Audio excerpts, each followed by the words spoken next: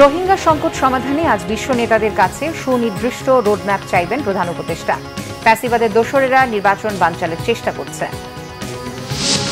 দেশের মানুষ এখন নির্বাচনমুখী, কোনো দল বাধা দিতে চাইলে জনগণ প্রতিহত করবে বলছে বিএনপি। পিআর সহ 5 দফা দাবিতে জামায়াত সহ ইসলামী দলগুলোর কর্মসূচি। শারদীয় দুর্গাপূজার মহা অষ্টমীতে কুমারী পূজা, নির্বাচন বাধাগ্রস্ত করতে পূজায় বিশৃঙ্খলা সৃষ্টির চেষ্টা করছে একটি মহল, বললেন আইজিপি।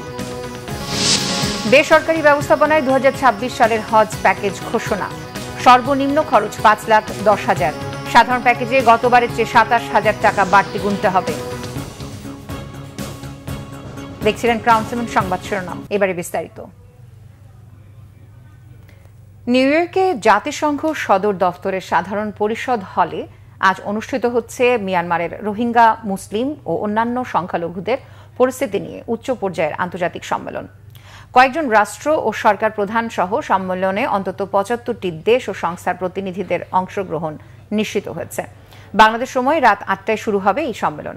জাতিসংঘ আয়োজিত এই সম্মেলনের লক্ষ্য রোহিঙ্গা সংকটের প্রতি রাজনৈতিক সমর্থন জোরদার করা, আন্তর্জাতিক মনোযোগ ধরে রাখা, সামগ্রিক পরিস্থিতি পর্যালোচনা এবং মানবাধিকার সহ সংকটের মূল কারণগুলো মোকাবেলায় উদ্যোগ গ্রহণ। সম্মেলনে মিয়ানমারের বাস্তব পরিস্থিতি বিশ্লেষণ করে একটি সার্বিক, সুনির্দিষ্ট ও সময় সীমাবদ্ধ পরিকল্পনা প্রণয়ন নিয়ে আলোচনা হবে। অগ্রাধিকার পাবে রোহিঙ্গা মুসলিমদের নিরাপদ, স্বেচ্ছা ও মর্যাদাপূর্ণ প্রত্যাবাসনের বিষয়টি। উদ্বোধনী অধিবেশনে বক্তব্য দেবেন প্রধান উপদেষ্টা অধ্যাপক মোহাম্মদ ইউনুস। সম্মেলনে ওআইসির হয়ে তুরস্ক এবং উপসাগরীয় সহযোগিতা পরিষদের পক্ষে কুয়েত প্রতিনিধিত্ব করবে। এদিকে ক্ষমতাচ্যুত ফ্যাসিস্ট ও তাদের মিত্ররা ভোটের আগে দেশে অস্থিরতার চেষ্টা করছে, অভিযোগ প্রধান উপদেষ্টা ডক্টর ইউনুসের। তিনি বলেন, তারা ফেব্রুয়ারিতে নির্বাচন চায় না। চুরি করা সম্পদ দিয়ে তারা অপপ্রচারে অর্থায়ন করছে। কিছু আন্তর্জাতিক মহল তাদের সমর্থন করছে বলেও জাতিসংঘ মহাসচিবের কাছে অভিযোগ করেন প্রধান উপদেষ্টা। জবাবে মহাসচিব বাংলাদেশের গণতান্ত্রিক পরিবর্তন ও সংস্কারে জাতিসংঘের দৃঢ় সমর্থন পুনর্ব্যক্ত করেন। রকুনুজ্জামানের রিপোর্ট। সোমবার জাতিসংঘ মহাসচিবের সঙ্গে প্রধান উপদেষ্টা ডক্টর মোহাম্মদ ইউনুস সাক্ষাৎ করেন। বাংলাদেশের জাতীয় নির্বাচন, সংস্কার কার্যক্রম ও রোহিঙ্গা সংকট নিয়ে গুতেরেসকে অবহিত করেন ডক্টর ইউনুস। বলেন, ক্ষমতাচ্যুত শাসক গোষ্ঠী ও তাদের মিত্ররা ভোটের আগে দেশকে অস্থিতিশীল করার চেষ্টা করছে। কিছু আন্তর্জাতিক মহল তাদের সমর্থন করছে বলেও জাতিসংঘ মহাসচিবের কাছে অভিযোগ করেন প্রধান উপদেষ্টা। নির্বাচন, সংস্কার সহ গণতান্ত্রিক উত্তরণে অন্তর্বর্তীকালীন সরকারের নেয়া উদ্যোগের প্রতি পূর্ণ সমর্থন জানান জাতিসংঘ মহাসচিব।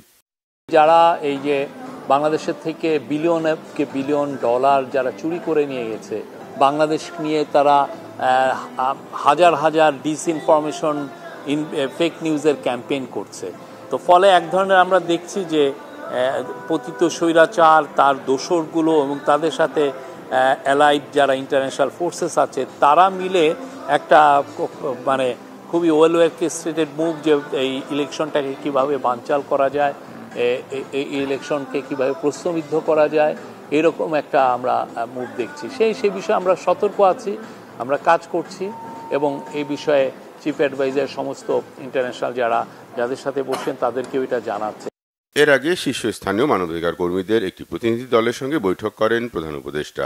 রবার্ট এফ কেনেডি, হিউম্যান রাইটসের প্রেসিডেন্ট কেরি কেনেডির নেতৃত্বে এই প্রতিনিধি দলের সঙ্গে বৈঠকে প্রধান উপদেষ্টা বলেন, কিছু আন্তর্জাতিক মহল নির্বাচনী প্রক্রিয়ায় বাধা সৃষ্টির চেষ্টা করছে, আর নির্বাচন যাতে কখনো না হয় তা নিশ্চিত করতে বদ্ধপরিকর কিছু শক্তি। আগামী কয়েক মাস খুব গুরুত্বপূর্ণ উল্লেখ করে ডক্টর ইউনুস বলেন, কারা কার জন্য কাজ করছে সরকার তা জানে না। প্রচুর অর্থ ঢালা হচ্ছে, যার সুবিধাভোগী রয়েছে দেশের ভেতরে বাইরে। এরা ভালোভাবে প্রস্তুত, এটা বিপজ্জনক বলেও মন্তব্য করেন প্রধান উপদেষ্টা। মানবাধিকার রক্ষায় নিরাপত্তা খাতের উপর গুরুত্ব আরোপ করেন প্রতিনিধি দলের সদস্যরা। এখানে উনি ওনাদেরকে আহ্বান করেছেন যাতে হিউম্যান রাইটস যারা অ্যাক্টিভিস্ট বা যারা গ্রুপগুলো আছে তারা জন্য বাংলাদেশে আরও ভিজিট করে। বিশেষ করে সামনের মাসগুলো খুব ক্রুশিয়াল, এই সময় তাদের ভিজিটটা উনি ওয়েলকাম করছেন, যে ওনারা আসলে তাহলে অনেক বিষয় নিয়ে, অনেক ফরগটেন ইস্যু নিয়েও তারা কথা বলতে পারবে।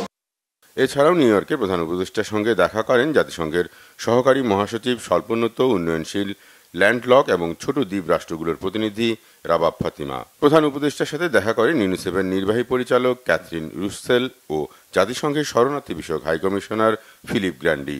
জাতিসংঘ মহাসচিবের মিয়ানমার বিষয়ক বিশেষ দূত জুলি বিশপও প্রধান উপদেষ্টার সঙ্গে দেখা করেন। মূলত ক্যাথরিন রাসেল, ফিলিপো গ্র্যান্ডি এবং জুলি বিশপের সাথে টক্সের মূল ফোকাসটা ছিল Rohingya crisis. Rokunuzzaman, Bangla vision, Dhaka. BNP স্থায়ী কমিটির সদস্য সালাউদ্দিন আহমেদ বলেছেন, দেশের জনগণ নির্বাচনমুখী, নির্বাচনের আমেজ বইছে সারা দেশে। এখন যদি কোনো রাজনৈতিক দল নির্বাচনকে বাধা দিতে চায় তবে জনগণ তাদের প্রত্যাখ্যান করবে।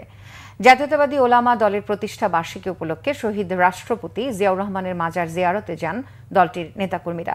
এ সময় বিএনপি স্থায়ী কমিটির সদস্য সালাউদ্দিন আহমেদ বলেন, ধর্মের ভিত্তিতে কোনো বিভাজন চায় না বিএনপি, সবাইকে নিয়ে দেশ গড়ার কথা বলেন তিনি। বিএনপির এই নেতা জানান, রাষ্ট্র কাঠামো সংস্কারের মাধ্যমে শক্তিশালী সরকার গঠনের পথে দেশ এগিয়ে যাচ্ছে। ভোটাধিকার প্রতিষ্ঠার দীর্ঘ সংগ্রামের পর দেশে গণতন্ত্র পুনঃপ্রতিষ্ঠা হবে বলে আশাবাদী তিনি। বলেন, নির্বাচন নিয়ে সব ষড়যন্ত্র প্রতিহত করবে জনগণ। আমেজ চলছে, আবহাওয়া চলছে, সকল প্রার্থীরা, সম্ভাব্য প্রার্থীরা এবং জনগণ ভোটের জনসংযোগে আছে। এই অবস্থায় কোনো দল যদি বিভ্রান্তি সৃষ্টি করে, নির্বাচনের পথে বাধা সৃষ্টি করে, জনগণ তাদেরকে চিহ্নিত করবে এবং রাজনৈতিকভাবে তাদেরকে প্রত্যাখ্যান করার সম্ভাবনা আছে। আওয়ামী লীগের সাথে নির্বাচনে অংশ নেয়া ইসলামী আন্দোলন ফ্যাসিবাদের দোসর হিসেবে জাতীয় পার্টি ও 14 দলকে বিশেষ ট্রাইব্যুনালে বিচার করার দাবি তুলেছে। সেই সাথে বিচার চলাকালীন জাতীয় পার্টির কার্যক্রম নিষিদ্ধেরও দাবি তাদের। সকালে রাজধানীর পল্টনে 5 দফা দাবিতে সংবাদ সম্মেলন করেছে ইসলামী আন্দোলন। সম্মেলনে জানানো হয়, জুলাই সনদের ভিত্তিতে পিআর পদ্ধতিতে জাতীয় সংসদ নির্বাচন দিতে হবে। নির্বাচনে লেভেল প্লেয়িং ফিল্ড নিশ্চিত করার দাবিও তাদের। জামায়াতে ইসলামীর সাথে আন্দোলনে থাকা দলটি জুলাই সনদ বাস্তবায়নে আইনি ভিত্তি নিয়ে রাজনৈতিক দলগুলোর মতানৈক্য নিয়েও চিন্তিত। তাদের চাওয়া স্বৈরাচার সহ তাদের মতাদর্শীদের স্থায়ীভাবে বাতিল করা। ফ্যাসিবাদে জড়িতদের বিচারে ধীর গতি নিয়েও হতাশা প্রকাশ করা হয়েছে সংবাদ সম্মেলনে। সেই সাথে গণহত্যার বিচার দৃশ্যমান করে বিশেষ ট্রাইব্যুনালে জাতীয় পার্টি এবং 14 দলের বিচারের দাবি করা হয়। সনাতন ধর্মাবলম্বীদের প্রধান ধর্মীয় উৎসব শারদীয় দুর্গাপূজার অন্যতম আকর্ষণ কুমারী পূজা হয়েছে মহা অষ্টমীতে। হিন্দু শাস্ত্র অনুযায়ী কুমারী হচ্ছে শুদ্ধতা ও পবিত্রতার প্রতীক। কুমারী পূজার উদ্দেশ্য হল মাতৃভাবে ঈশ্বরের আরাধনা। এবার কুমারী পূজায় কুমারী হয়েছেন 6.5 বছর বয়সী লাবণ্য চ্যাটার্জি। মহা অষ্টমীর দিনে কুমারী পূজা উপলক্ষে রাজধানীর রামকৃষ্ণ মিশনে ভিড় করেন শত শত ভক্ত পুণ্যার্থী। প্রতি বছরের মতো রাজধানী রামকৃষ্ণ মিশন মন্দিরে এবারও বিশেষভাবে আয়োজন করা হয় কুমারী পূজার। সনাতন ধর্মমতে অষ্টমী তিথিতে কুমারী বালিকাকে পবিত্র মেনে দেবীর আসনে বসিয়ে তাকে মাতৃরূপে পূজা করা হয়। নারীদের সম্মান দেখাতে দুর্গার একটি রূপ হিসেবে 6 থেকে 16 বছরের একজন কুমারীকে বসিয়ে মাতৃরূপে এই পূজা করা হয়। কুমারী পূজায় তার শাস্ত্রীয় নাম মালিনী। কুমারী মালিনীকে দুর্গারূপে বসিয়ে উলুধ্বনি, চণ্ডীপাঠ, আরতি ও পুষ্পাঞ্জলি দিয়ে পূজা করেন দেবী ভক্তরা। এদিকে পূজায় বিশৃঙ্খলা করে একটি মহল সাম্প্রদায়িক সম্প্রীতি নষ্টের চেষ্টা করছে বলেছেন পুলিশ মহাপরিদর্শক বাহারুল আলম। আশ্বস্ত করেন, পূজার নিরাপত্তা নিশ্চিতে কড়া নজরদারি রাখা হচ্ছে। অপ্রীতিকর ঘটনা রুখতে সতর্ক আছে পুলিশ। পুলিশ সদর দফতরের সংবাদ সম্মেলনে তিনি এসব কথা বলেন। বাহারুল আলম বলেন, সারা দেশে গত 1 থেকে 29 সেপ্টেম্বর পর্যন্ত দুর্গাপূজাকে কেন্দ্র করে 49টি বিচ্ছিন্ন ঘটনা ঘটেছে। এসব ঘটনায় 15টি মামলা হয়েছে। গ্রেফতার করা হয়েছে 19 জনকে। জানান, সামাজিক মাধ্যম সহ সাইবারে কঠোর নজরদারি করছে পুলিশ। বৈষম্য বিরোধী 55টি মামলার চার্জশিট দিয়েছে পুলিশ। বাকি মামলা তদন্ত করা হচ্ছে। আশ্বস্ত করেন, নিরপরাধ কাউকে হয়রানি করা হবে না। জানান, থানায় ভুক্তভোগীদের কোনো অভিযোগ পেয়ে মামলা হিসেবে গ্রহণ না করে প্রাথমিক তদন্তের নামে কালক্ষেপণ করলে সংশ্লিষ্ট পুলিশ অফিসারের বিরুদ্ধে ব্যবস্থা নেওয়া হবে। বলেন, অন্তর্বর্তী সরকারের প্রধান ও সবচেয়ে বড় এজেন্ডা জাতীয় নির্বাচন। আর নির্বাচনকে ঘিরে অনেকেই অস্থিতিশীল পরিবেশ সৃষ্টির চেষ্টা করছে। এটি দেশের বাইরে থেকেও হতে পারে বলে শঙ্কা তার। পূজার বেলা আমরা এটা করতে চাইনি, মানে ইচ এন্ড এভরি আমরা একবারে হাইয়েস্ট প্রায়োরিটি দিয়ে আমরা দেখতে চাচ্ছি আর কি। ইন্টারিম গভর্নমেন্টের একটা প্রধানই হচ্ছে সামনে নির্বাচনটা। এখন নির্বাচনের জন্য আমরা সার্বিক শান্তি শৃঙ্খলা, এখন ধরেন পূজার মৌসুম, পূজা উপলক্ষে, এরপরে সাধারণভাবেও যে আমরা আমাদের সতর্কতা কমিয়ে ফেলবো তাও নয়, কিন্তু যেহেতু আলাদা করে একটা অনুষ্ঠান হচ্ছে সেজন্য আমরা গুরুত্বটা বেশি দিচ্ছি। চলতি অর্থবছরে মোট দেশজ উৎপাদন জিডিপির প্রবৃদ্ধির 5% হবার পূর্বাভাস দিয়েছে এশীয় উন্নয়ন ব্যাংক এডিবি। মঙ্গলবার এশিয়ান ডেভেলপমেন্ট আউটলুক সেপ্টেম্বর সংস্করণ প্রকাশ করেছে এডিবি। আর এই প্রতিবেদনে বাংলাদেশের প্রবৃদ্ধি সম্পর্কে পূর্বাভাস দেওয়া হয়েছে। এডিবি বলছে, তৈরি পোশাক রফতানি স্থিতিশীল থাকলেও রাজনৈতিক পরিবর্তন, ঘন ঘন বন্যা, শিল্প খাতে শ্রমিক অস্থিরতা এবং বিরাজমান উচ্চ মূল্যস্ফীতি, এই 4 কারণে দেশের অভ্যন্তরীণ চাহিদা দুর্বল হয়ে পড়েছে। তবে এডিবি মনে করে চলতি অর্থবছরে প্রবৃদ্ধির মূল চালিকা শক্তি হবে ভোগ ব্যয়, যা রেমিটেন্স প্রবাহ ও নির্বাচন সংশ্লিষ্ট ব্যয়ের কারণে বাড়বে। সংকোচনমূলক মুদ্রানীতি ও রাজস্ব নীতি এবং বিনিয়োগকারীদের সতর্ক মনোভাব বিনিয়োগকে মন্থর করতে পারে বলে ধারণা এডিবির। বেসরকারি ব্যবস্থাপনায় 2026 সালে পবিত্র হজ পালনে ইচ্ছুকদের জন্য 3টি প্যাকেজ ঘোষণা করেছে হজ agencies association of Bangladesh HAAB. হজ যাত্রীদের সুবিধা এবং আবাসন ব্যবস্থার উপর ভিত্তি করে এই প্যাকেজগুলোর সর্বনিম্ন খরচ 5,10,000 টাকা এবং সর্বোচ্চ খরচ 7,50,000 টাকা। গত বছরের তুলনায় বিশেষ প্যাকেজে 51,000 এবং সাধারণ প্যাকেজে 27,000 টাকা বাড়তি গুনতে হবে হজ ইচ্ছুকদের। রিপোর্ট করেছেন ইমরুল কায়েস।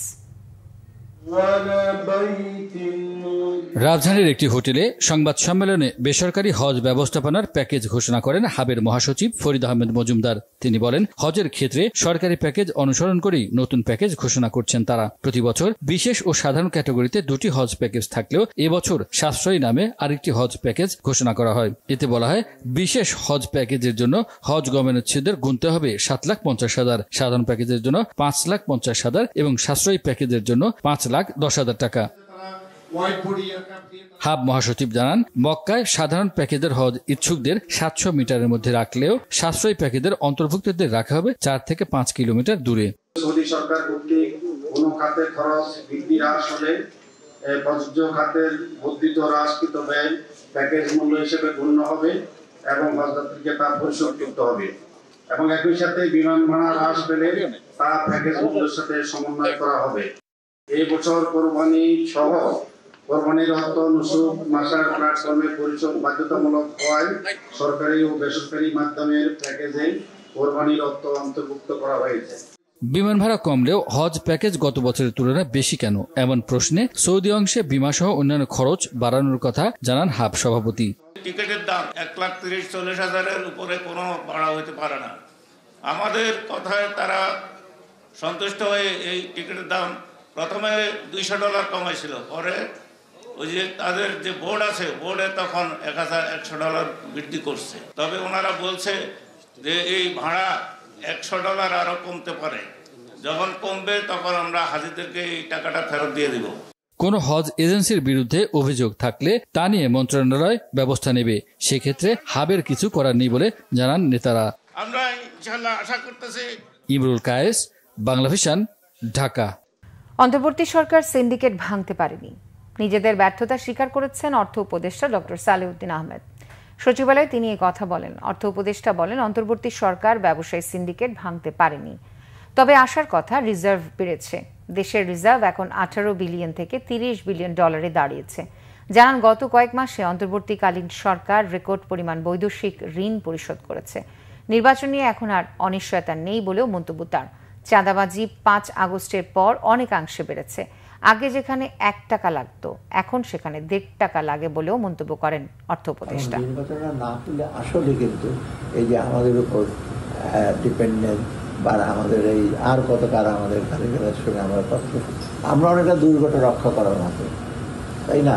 আমরা দুর্গটাকে রক্ষা কোনো কিছুতে ধস না নামে, কিন্তু এটাকে সামনে নিয়ে যেতে হলে তো আপনি দূরের বাইরে আসতে হবে, তো আউটসাইড ওয়ার্ল্ডের সাথে ইন্টারেক্ট করতে হবে। বাংলাদেশ তো একলা না, আমাদের পার্শ্ববর্তী দেশ আছে, তারপর অন্যান্য কাছে আরও ইন্টারেক্ট, সেটা তো আমরা পারছি না এখন করতে। বিশেষ আমাদের প্রতিবেশী ভারতের সাথে তো আমরা তো সবসময় চাচ্ছি যে ইন্টারেক্ট করতে। অতএব এই সেন্সে আমি মনে করি যে নির্বাচনটা আনসার্টেন এখন না। পাহাড়ে অস্থিরতা গভীর ষড়যন্ত্রের অংশ। পরিস্থিতি উন্নতি না হওয়া পর্যন্ত 144 ধারা বহাল রাখা প্রয়োজন বলেছেন Khagrachhari region commander brigadier general Hasan Mahmud. এখনও 144 ধারা বহাল থাকলেও শান্ত হয়ে আসছে খাগড়াছড়ির আইনশৃঙ্খলা পরিস্থিতি। মঙ্গলবার তার দফতরে খাগড়াছড়ির সার্বিক পরিস্থিতি নিয়ে সাংবাদিকদের বিভিন্ন প্রশ্নের জবাবে তিনি কথা বলেন। জানান, পার্বত্য চট্টগ্রামের সকল জাতি গোষ্ঠী নিরাপত্তা নিশ্চিতে ও সার্বভৌমত্ব রক্ষায় বাংলাদেশ সেনাবাহিনী তৈরি হয়েছে। অভিযোগ করেন, পার্বত্য চট্টগ্রামকে অস্থিতিশীল ও সাম্প্রদায়িক দাঙ্গা সংগঠিত করার চেষ্টা বৃহত্তর ষড়যন্ত্রের অংশ। সকল তথ্য প্রমাণ সেনাবাহিনীর কাছে রয়েছে। ইউপিডিএফ সহিংসতায় মহিলা, কোমলমতি শিক্ষার্থী ও শিশুদের সামনে ঠেলে দিয়ে উদ্দেশ্য হাসিলের চেষ্টা করেছে বলেও অভিযোগ তার। এদিকে জেলায় এখন সতর্ক অবস্থানে রয়েছে নিরাপত্তা বাহিনীর সদস্যরা। 3 পার্বত্য জেলায় এটার প্রভাব কিন্তু পড়তে পারে। খাগড়াছড়ি অলরেডি এটা ফেস করে ফেলেছে এবং আমি বলতে পারি রাঙামাটি এবং বান্দরবনে যে আগামী কয়েকদিনের মধ্যে এটা ঘটবে না সেই সম্ভাবনা উড়িয়ে দেওয়া যায় না। এবং এ ব্যাপারে এই সকল প্রমাণাদি আইনশৃঙ্খলা রক্ষাকারী বাহিনীর কাছে আছে। 144 ধারা অব্যাহত রয়েছে এবং পরিস্থিতি উন্নতি না হওয়া পর্যন্ত এটা অব্যাহত রাখার জন্য আমরা প্রশাসনকে অনুরোধ করব। সংবাদ শেষ করব, তার আগে ক্রাউন 7 শিরোনামগুলো জানিয়ে দিচ্ছি আরও একবার। রোহিঙ্গা সংকট সমাধানে আজ বিশ্ব নেতাদের কাছে সুনির্দিষ্ট রোডম্যাপ চাইবেন প্রধান উপদেষ্টা। ফ্যাসিবাদের দোসরেরা নির্বাচন বানচালের চেষ্টা করছে। দেশের মানুষ এখন নির্বাচনমুখী, কোনো দল বাধা দিতে চাইলে জনগণ প্রতিহত করবে বলছে বিএনপি। পিআর সহ 5 দফা দাবিতে জামায়াত সহ ইসলামী দলগুলোর কর্মসূচি। শারদীয় দুর্গাপূজার মহাঅষ্টমীতে কুমারী পূজা, নির্বাচন বাধাগ্রস্ত করতে পূজায় বিশৃঙ্খলা সৃষ্টির চেষ্টা করছে একটি মহল, বললেন আইজিপি। বেসরকারি ব্যবস্থাপনায় 2026 সালের হজ প্যাকেজ ঘোষণা, সর্বনিম্ন খরচ 5,10,000। সাধারণত প্যাকেজে গতবারের চেয়ে 27,000 টাকা বাড়তি গুনতে হবে। এই ছিল এখনকার মতো, পরের সংবাদ বিকেল 4টায়। এর আগে 3টায় রয়েছে নিউজ টপ 10, দেখার আমন্ত্রণ রইল। এছাড়া বাংলাদেশের সংবাদ ও সংবাদ সংশ্লিষ্ট অনুষ্ঠান দেখতে ভিজিট করুন www.bbnews24.com ও facebook.com/bangladeshinews এবং সাবস্ক্রাইব করুন youtube.com/bangladeshinews। এতক্ষণ সাথে থাকার জন্য ধন্যবাদ সবাইকে।